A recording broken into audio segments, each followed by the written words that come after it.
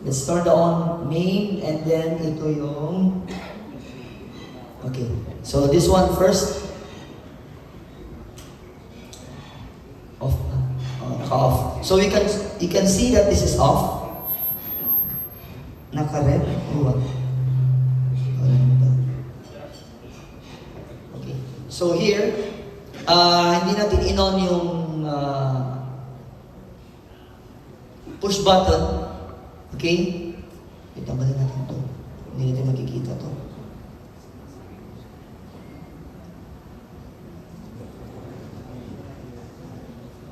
Okay? Ma'am, dito ma'am. Natin. So, since sinet up nila ito kanina, what we're going to do is to reset. Okay? I-reset natin para makita natin how do you reset if you are doing a system maintenance, then you want to reset everything. All you need to do is escape, enter. You go to professional settings. Okay? 001, up lang, and then enter. You go to the device. So from the device, from there, you can be able to see a factory reset. All you need to do is to enter. Enter again. Diba? And after that, hindi pa yan kakagat. So, papatayin mo ulit. Okay? So, remember, we're not energizing our battery. We're only energizing our grid. Okay? So, after a few seconds, 5 to 10, turn it on again. What happens is, since mag-reset to, dapat ang makikita natin is quick setup.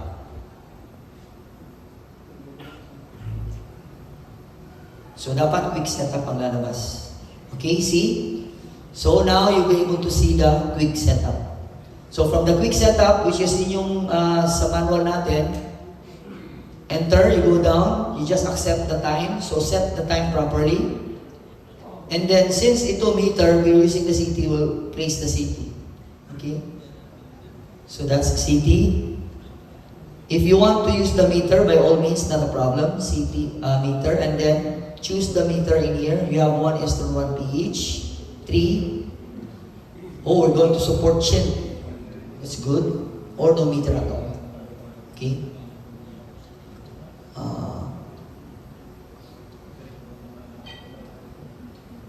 CT ang gamitin natin. After that, go there. So CT under grid. Forward. It must also always be forward. Kasi the purpose of this is, pag na-reverse mo to for checking purposes, hindi mo siya nabalik sa forward. Pag pinatch, mangyari is, yung firmware is always forward. Babaguhin niya, gagawin niyang forward. Okay, so kaya dapat, kung na-reverse mo to during testing or commissioning na nag-check ka, dapat naka-forward siya. Okay? CT ratio, that's 100, the default is 2000 if you 100 amps. Remove the allow export. Now, sa quick setup, may bump to. Kaya, hindi na siya bumalik. Normally may bump to eh. Ngayon okay na. So, self-use, selling first. Maximum export, we don't want to export power. Okay? So, 0. Export calibration, this is where you're going to check your CT. Kung pag tumakbo, tapos meron pa rin siyang mga residual use kilowatt wattage na value, then adjust here. Grid peak shaving, we're going to have it 0 because we don't want this to charge. Okay?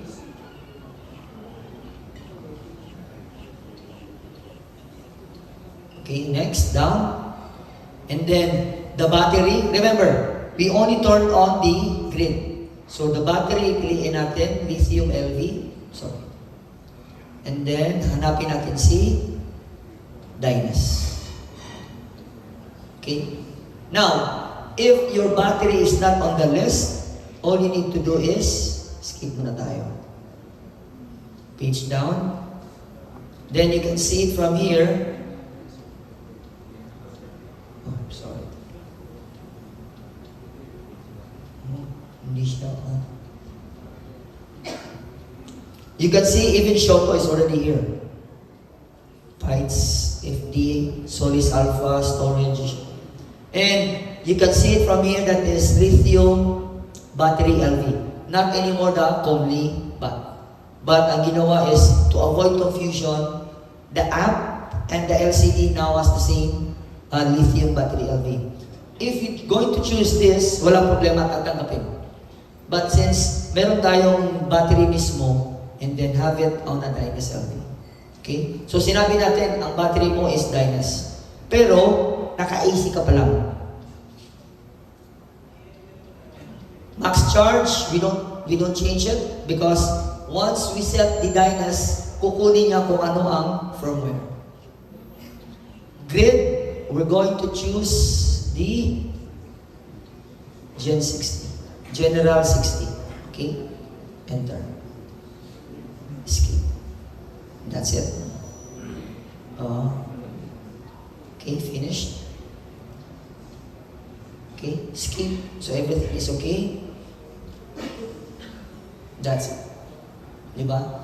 So ngayon, makikita mo outright, since you mentioned, oy, sinabihan mo ako na may battery ako, pero nakikita ko dito, that's why you have a battery config. Okay? So if that will be the case, we're going to turn on our battery. Pa-on ang battery natin.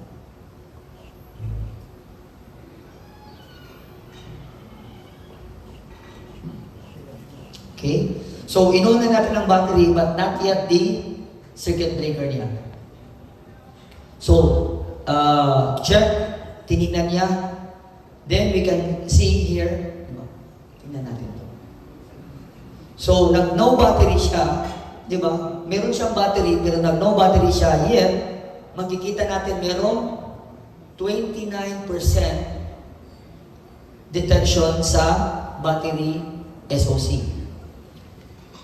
Kalimitan, ang mangyayari is, pag ganito nakikita nyo na no battery, and then nakita mo na merong percentage, that means it's either nag-trip ang circuit breaker mo or hindi mo pa na. Okay? Minsan kasi biglang mag-file ng ticket and yet hindi nila na-check kung anong problema. Only to know na nag-trip. Okay? So once we turn this on, remember, no battery ka lang. Once we turn this on, mag-uwan pala itong kabila. Anyway, okay lang.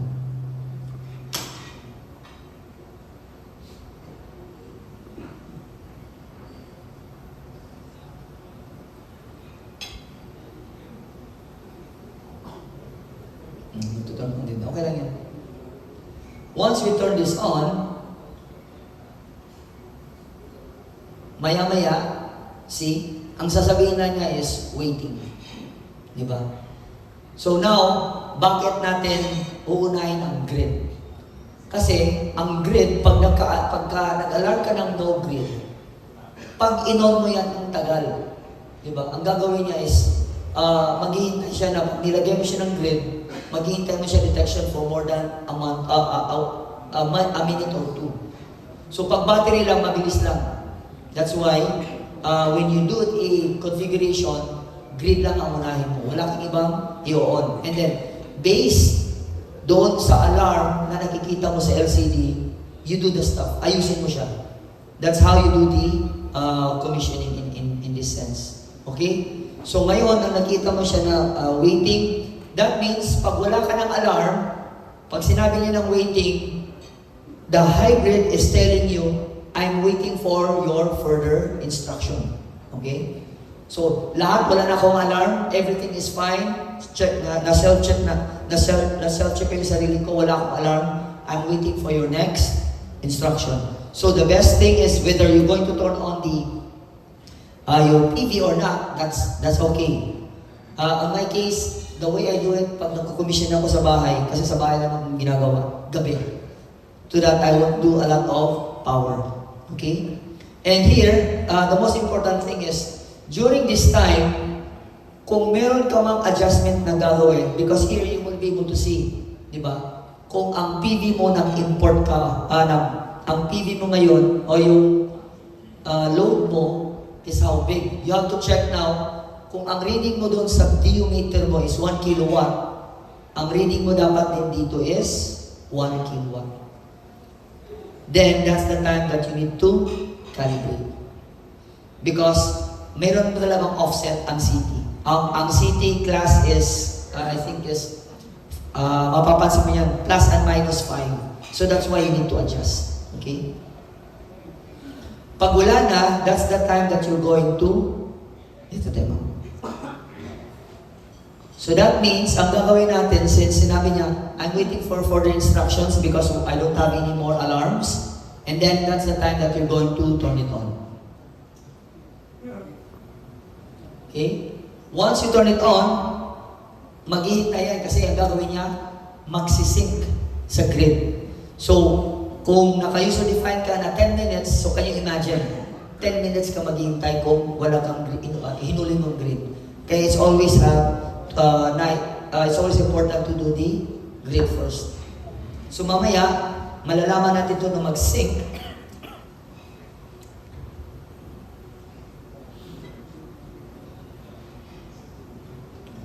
Tingnan natin yung system settings. Okay. Battery charge, 0, okay. So, battery saving means grid ang hahawak sa hybrid idle current. Para umabot sa 20%, which is majority of you, 20% ang i-maintain ng hybrid. The battery will turn into sleep.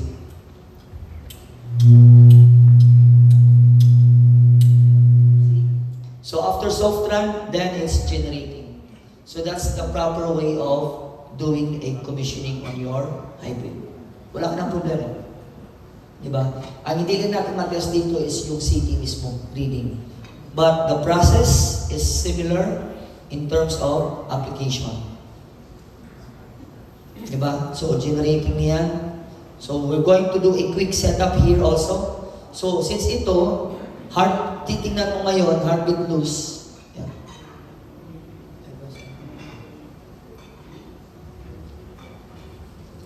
So, naka-heartbeat loose siya dahil ang ginawa, naka-parallel. So, tanggalin na muna natin yung parallel settings niya.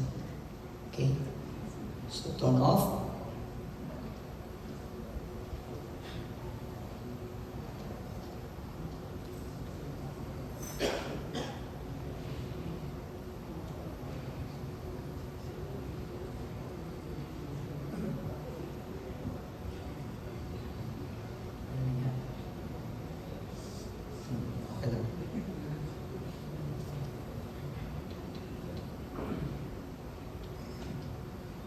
Hindi kasi kailangan mo siyang i-shutdown.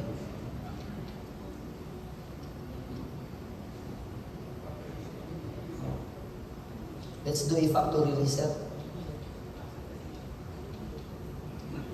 Stop, enter, and then device, factory reset. Okay, so we're going to shut down.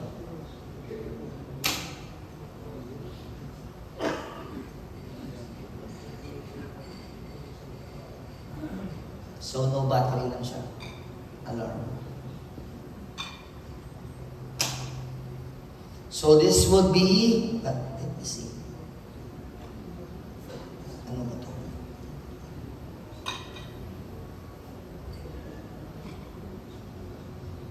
Naka-up. So, ito yung magiging master natin. Ito ang slave kasi naka-down. Diba?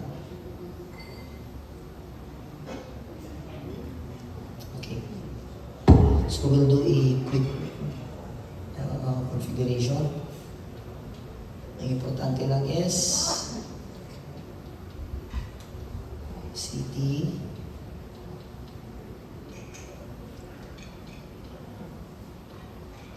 export is 0. Oops.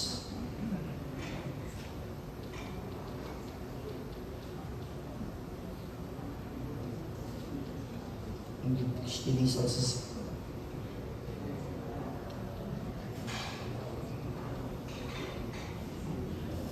Okay.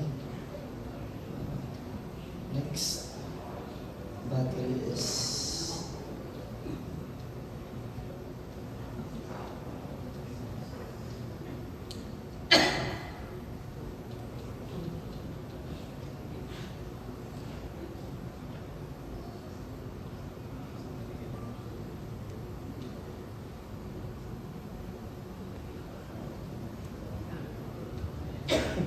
Zero naman natin.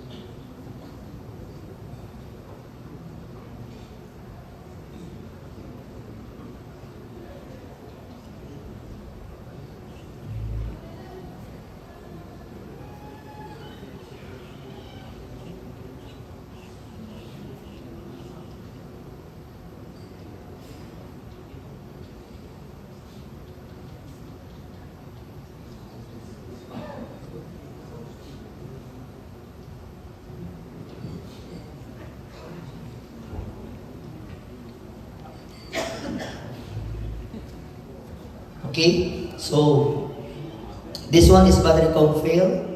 You just need to confirm. Tanggalin natin dito kasi gumagana naman siya. I'm going to remove it. So it's important that we need to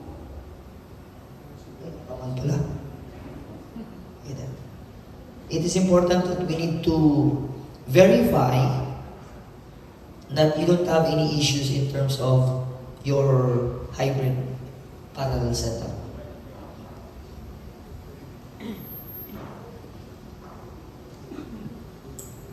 Okay. So ngayon, nag-no grid lang, and then now we can see that we have now the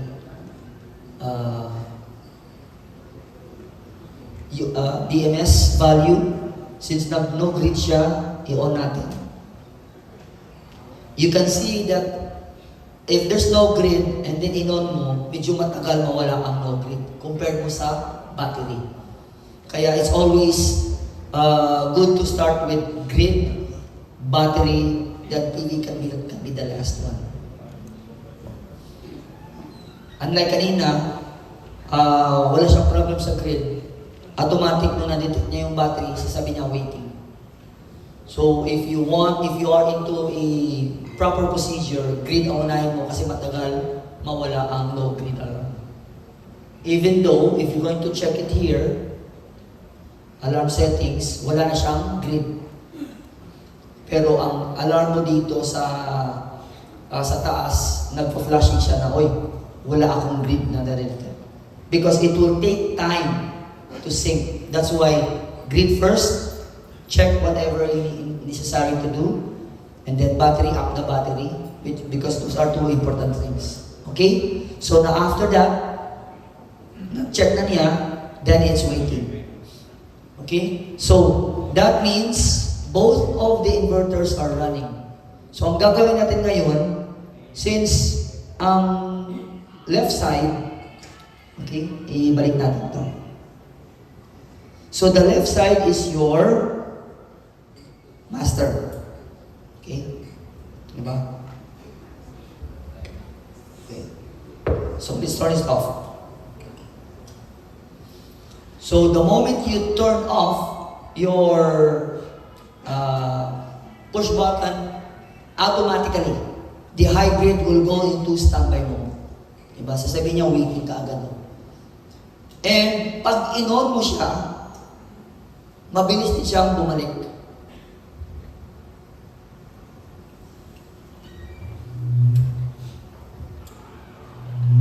See? Mabilis din siyang bumalik.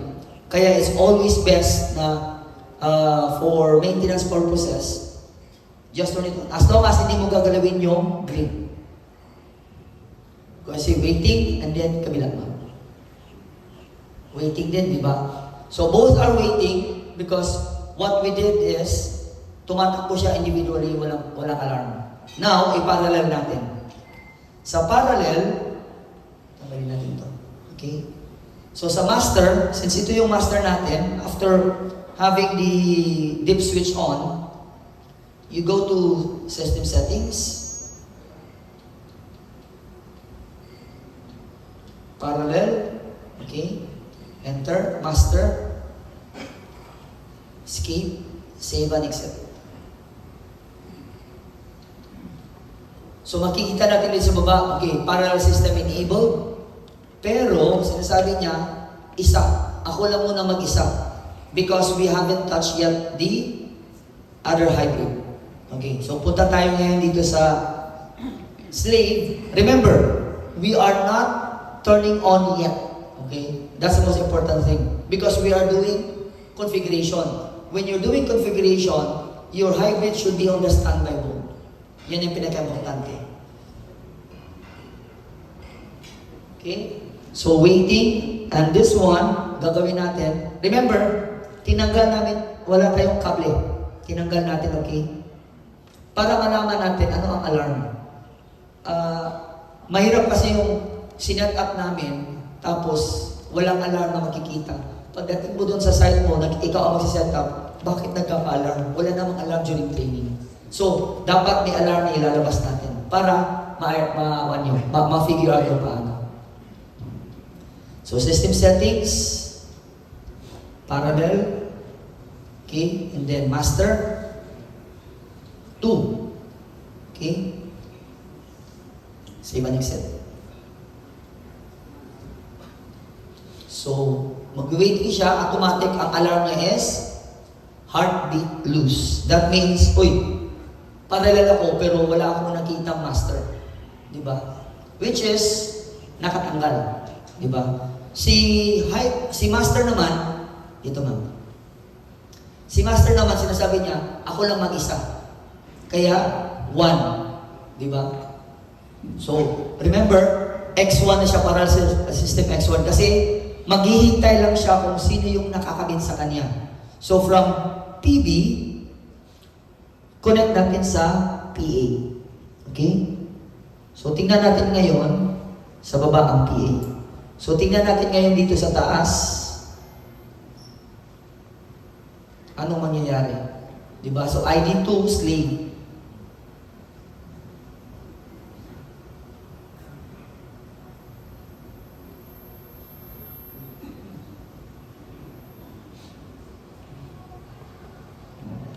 PA, okay. Waiting.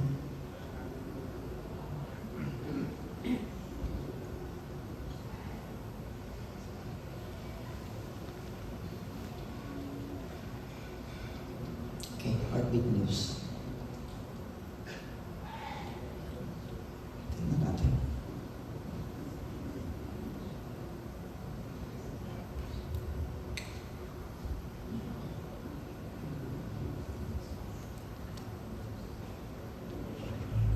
Ang kable. Bakit hindi niya na ang kable? Listen. Balik ka rin natin. Okay. Switch over. Okay? So now, ang nakita niya is waiting dahil na-connect. So ID2, slave, ID2, and then titingnan natin ngayon dito sa master, X2 naging parallel. Diba? So sabi niya, oy, dalawa na. May nakita na akong slave. That's why you can see X2. Kanina is X1 lang siya. So, if everything is okay, makikita mo rin dito waiting. Di ba? After na-connect natin yung kable, okay siya, and then waiting, that's the time we're going to turn on our hybrid. On, ma'am. On din sa kabila. Okay, then we'll wait.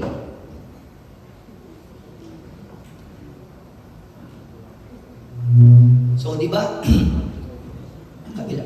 Ano nangyari? So, still waiting kasi nahuli siya. Hindi natin siya in-on. Yeah, on.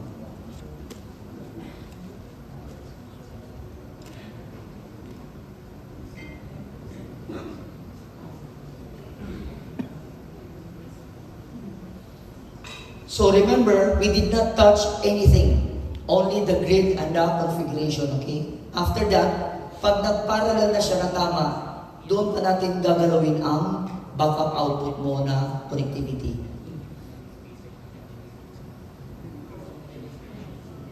Hindi kasi natin siya energize inuhuli, kaya maghanap mo na yan ng synchronization sa grid.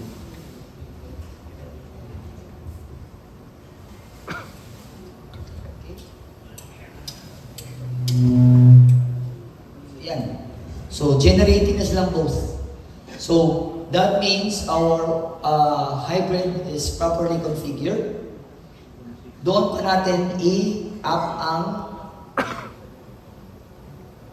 setup ni backup. So, both backup, ito yung master niya, on natin. Okay? Since ito, naka-off, so naka-MTS pala to. Ang gagawin na lang natin is i-on. So, the connectivity, focus. So, kung titingnan natin, ang connectivity niya is under normal. Di ba? Powered by a battery. So, ano ang gusto natin? I-simulate natin na merong grid interruption. So, dapat, kung meron kang grid interruption, your ATS should not move. Di ba? Your ATS should not move because ang ATS mo nito mabagal. Yung ATS sa inverter mabilis. So that's why when you're going to turn off your grid, the ATS did not move. Because wala akong pakialam dahil ang output ko naman naka-UPS. Kung ang ATS mo, ang normal mo is nasa grid, pag nawala ang grid, iikot yung ATS mo. That means, kung meron kang mga appliances, router, DSL, TV, aircon, mamamatay. Kasi iikot siya eh. It will have a 1 second delay. But in this case, wala. Di ba? And then, makikita natin is, ang alarm mo is no grid. Di ba? No grid din dito. Di ba? So, ibalik natin.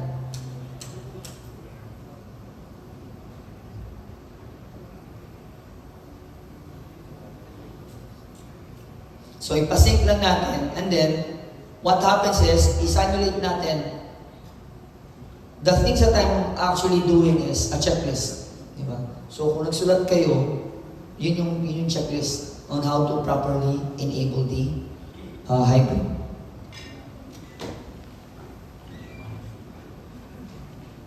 Ba't di siya nagbabattery overload?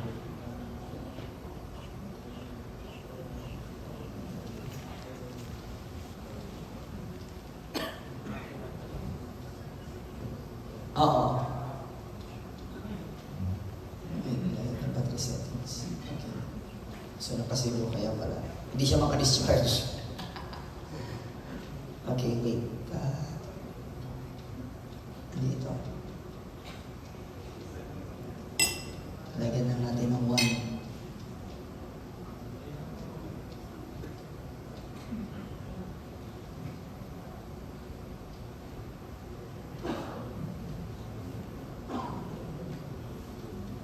Okay? So, ba't siya nag-off? System settings, storage mode, normal. Okay, kasi kanina, hindi niya nakita yung battery, hindi siya walang discharge. Okay? Settings.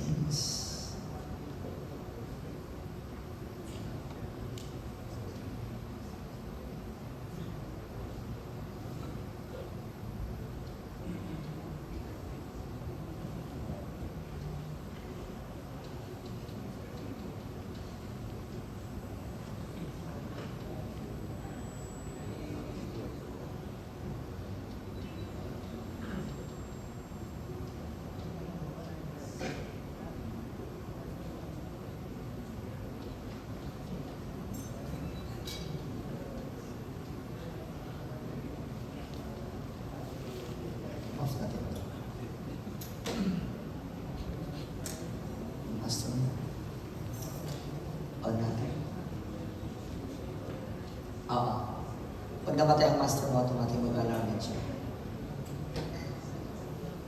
Okay? So now, what we're going to do is simulate na what if, anong mangyari pag ang hybrid mo mismo may problema. Dapat, ang ATS nilipat sa grid. Now, why do we do that? you have to test it also so that you will know that your system will really transfer.